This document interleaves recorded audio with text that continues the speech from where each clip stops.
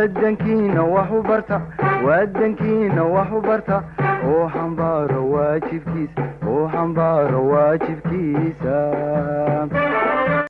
Assalamu alaikum warahmatullahi wabarakatuh.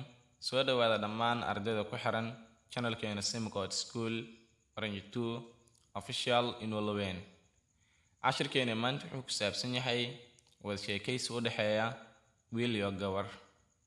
Ka hor intaan cashirka gudagelin, fadlan haddii aad nagu cusub tahay channelka subscribe saaro. Haddaad horey nala joogtayna waad ku mahadsan tahay. Conversation wada sheekaysi between u dhaxeeya boy and girl, wiil iyo gabar.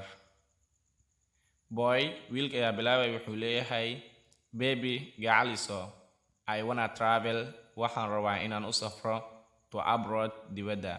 So sidaa darteed, what is your request? Waa maxay codsigaaga before going, ka hor intaanan bixin?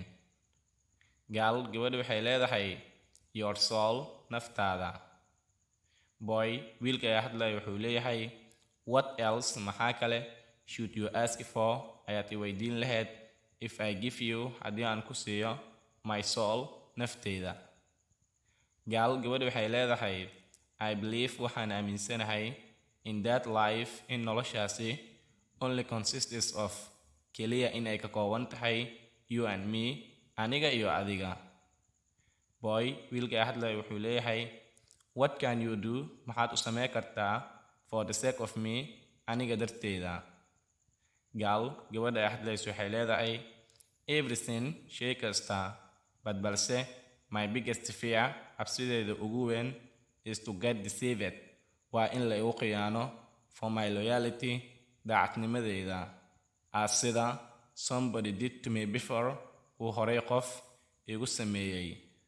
Boy, wiilka ayaa hadlaya wuxuu leeyahay, forget, iska ilow, past things, waxyaabaha la soo dhaafay, and try, waan isku day, to think, inaad ka fikirto, about present things, waxyaabaha xaadirka ah. Gabadhu waxay leedahay, I can forget, waan iloobi karaa, past things, waxyaabaha la soo dhaafay, but balse, how can I forget, sidee baan ku iloowaa, what it taught me, wuxuu asiga i baray. Boy, wiilku wuxuu leeyahay, stay alone, keligaa iska joog. Haddayba sidaas tahay, keligaaga iska joog.